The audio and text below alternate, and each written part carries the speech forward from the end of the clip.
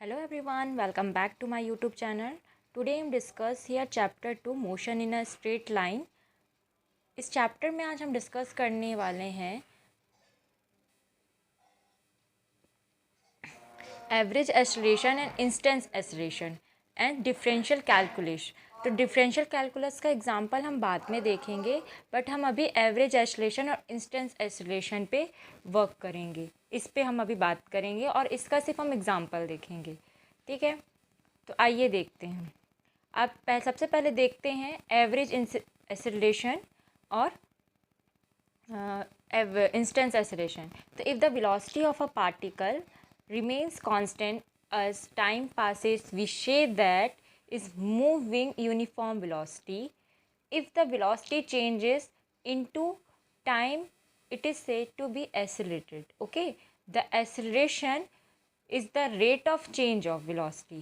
क्या बोल रहा है? Rate of change of velocity. ठीक है, तो these the मतलब वेलोसिटी पे चेंज होगा तो एक्सेलरेशन कहलाएगा। तो वेलोसिटी कैसी है? वेलोसिटी कैसी है? Velocity is a vector quantity, then acceleration is also vector quantity. ठीक है, अब यहाँ पे याद रखिए कि suppose the velocity of a particle at time t1 is v1। अब आप यहाँ पे देख रहे हैं v1 का कलर चेंज है। इसका मतलब क्या होता है कि जो v1 है उसके ऊपर वेक्टर है। ठीक है, वेक्टर के लिए हम क्या करते हैं? हमेशा एरो का साइन यूज़ करते हैं। ठीक है, तो इस तरह का हम साइन यूज़ करेंगे। तो this is the vector quantity and time t2 पे is v2। The changes produce इस time interval t1 and t2 v2 minus v1। For example कि आपके पास क्या है? आपके पास दो पार्टिकल हैं, ठीक है, a एंड b। ठीक है, वो क्या हो रहा है? डिस्प्लेस हो रहा है। तो डिस्प्लेसमेंट हो रहा है, तो डिस्प्लेसमेंट होगा अगर अपने ए पॉइंट से बी पॉइंट में, तो पहले तो इसकी यहाँ पे v1 वेलोसिटी होगी और यहाँ पे v2 वेलोसिटी होगी। ठीक है, क्योंकि क्या होगा? ऐसे डिस्प्लेस हो रहा है, डिस्प्लेस हो रहा है, तो वेलोसिटी पे यहाँ पे चेंज होगा। जब वेलोसिटी पे यहाँ पे चेंज होगा तो क्या होगा? एक्सेलरेशन होगा। तो एक्सेलरेशन होगा, तो इसलिए हम कैसे लिख सकते हैं कि we define the acceleration for average acceleration A V, मतलब ए वी का मतलब होगा एवरेज एक्सेलरेशन, मतलब ए का ब्रैकेट में एवरेज एक्सेलरेशन क्या होगा? v2 minus v1 upon bye t2, मतलब v2 minus v1 upon t2 minus t1। Okay, ये समझ में आ गया होगा आपको। अब आइए नीचे देखिए तो क्या हो रहा है। ये जो v2 माइनस v1 है वो क्या बता रहा है? चेंजेस को बता रहा है। तो चेंजेस के मतलब क्या होता है? डेल वी होता है ना? डेल वी होगा और t2 minus t1 del T हो जाएगा। तो again the average acceleration depends only on the velocity at time t2, t1 and t2। ठीक है, इससे अपन को ये समझ में आता है। ठीक है, अब यहाँ पे आप देख लीजिए।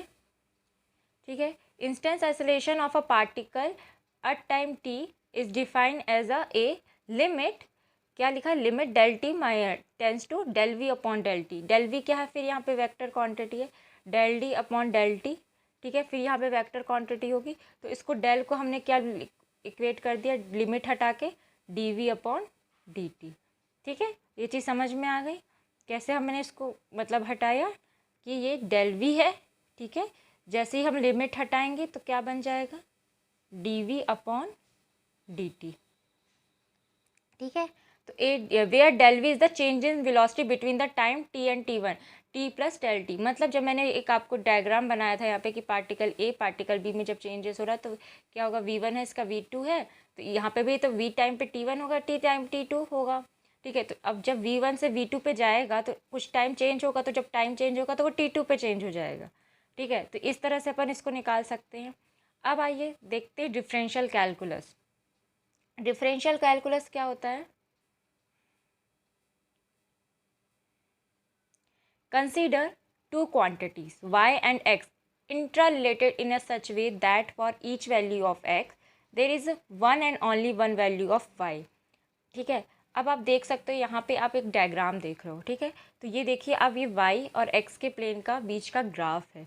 तो ग्राफ क्या है? The graph of y versus x। Okay, तो the value is the value of y at a particular x is obtained by the height of the orient at the x। मतलब y क्या है? Height पे है। ठीक है, तो हम यहाँ पे क्या करें? x पे हो रहा है, तो ये जो a और b है ना, ये पार्टिकल एसिलेट कर रहे हैं, ठीक है, ए पार्टिकल से बी पार्टिकल पे एसिलेट कर रहे हैं, तो हम एक तरह से इस पर स्लोप खींच रहे हैं कि बी पॉइंट पे हमने इसे स्लोप खींच लिया और ए पॉइंट पे ऐसे स्लोप खींच लिया।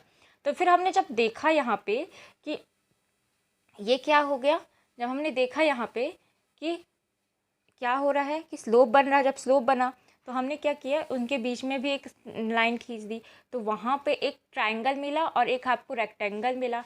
ट्रायंगल मिला तो आपने थीटा के मतलब आपने यहाँ पे थीटा के नाम पे को मतलब एंगल बना दिया, एंगल बनाया। अब आप देख रहे हो यहाँ पे एक्स है, नीचे वाली लाइन में एक्स एक्सिस है, ऊपर वाले में वाई एक्सिस है। तो एक्स के रिस्पेक्ट में जब चेंजेस हो रहा है तो कहाँ पे चेंजेस हो रहा है, जब ए पॉइंट से बी पॉइंट में जा रहा है ना, इसलिए हम क्या कर दिए, डेल एक्स लिख दिए। अब यहाँ पे आप देखो कि ये तो हाइट इसकी वाई वाली हाइट है, लेकिन चेंजेस कहाँ पे हो रहा है, इस वाले पार्ट में, मतलब बी से सी वाले पार्ट में। क्यों, क्योंकि यहाँ पे ए से बी जा रहा है ना पार्टिकल, तो यहाँ पे चेंजेस हो रहा है। तो जब चेंजेस हो रहा है तो क्या हो रहा है कि डेल वी वाई हो जा रहा है। चेंजेस का मतलब क्या होता है, डेल वाई हो जाता है। तो इसका मतलब ये होता है कि जब भी कोई पार्टिकल को हम लेते हैं, ठीक है, कोई भी पार्टिकल वो चेंज हो रहा है अपनी पोजीशन से, ठीक है, पोजीशन से चेंज हो रहा है, किसी के रिस्पेक्ट में चेंज होगा, दिस इज़ द डिफरेंशियल, इसी को हम डिफरेंशियल कहते हैं। आइए और इसको थोड़ा सा थ्योरी बेसिस पे क्या हम समझ सकते हैं कि let X be change a small amount of del X and the corresponding change in Y be del Y, ठीक है। अगर आप चाहो तो इस पर आप ए बी सी पे पाइथागोरस थ्योरम भी लगा सकते हो, ठीक है। तो आपका जब पाइथागोरस थ्योरम लगाओगे तो उसका अलग आ जाएगा, मतलब टेन थीटा के अक्रॉक्सीमेबल आ जाएगा इसका वैल्यू, ठीक है। तो corresponding change in Y be del Y, we can define rate of change of Y with respect to X in the following way, ठीक है। अगर इसको और अच्छे से डिटेल में, ये ग्राफ को ऐसे ज़रूरत नहीं है फॉर द, आपको ये तो सिर्फ मतलब आपको इस फिज़िक्स के मतलब पर्टिकुलर आप जैसे मतलब जैसे जो मैथ्स वाले होंगे वो तो ऑलरेडी उसमें पढ़ेंगे, मैथ्स के सब्जेक्ट में उनका एक पूरा पर्टिकुलर चैप्टर होगा इस पर। जो बायो वाले उसके लिए इतना सफिशिएंट जानना मतलब बहुत है उनके लिए कि क्या हो रहा है बेसिकली, वो अपन को पता होना चाहिए। तो we can define the rate of change of Y with respect to X in the following way, ठीक है। तो आइए देखते हैं, when X change by del X, Y change by del Y, so the rate of change seems to be equal to del Y upon del X, ठीक है। अब यहाँ पे समझो, ठीक है, ये कुछ फार्मूलेज हैं, तो ये इंपॉर्टेंट फार्मूलेज हैं जो कि आपको डेरिवेशन करते समय सॉल्व होंगे, है ना। और आप इतने फार्मूले जितने मैंने दिखा रहे हैं स्क्रीन में, अगर इतने भी आते हैं तो अपना काम बन जाएगा। जो फिर उधर आएंगे डेरिवेशन के टाइम पे उसको हम उस समय याद भी कर सकते हैं और उसको उस समय हम समझ सकते हैं। तो आप देख रहे हो कि यहाँ पे D upon D X C equals to zero, तो यहाँ पे सी क्या है, वाई क्या है यहाँ पे, वाई इज़ अ सी, तो Y is a C is मतलब सी इज़ कांस्टेंट, कांस्टेंट का मतलब ज़ीरो हो जाएगा, कांस्टेंट का डेल।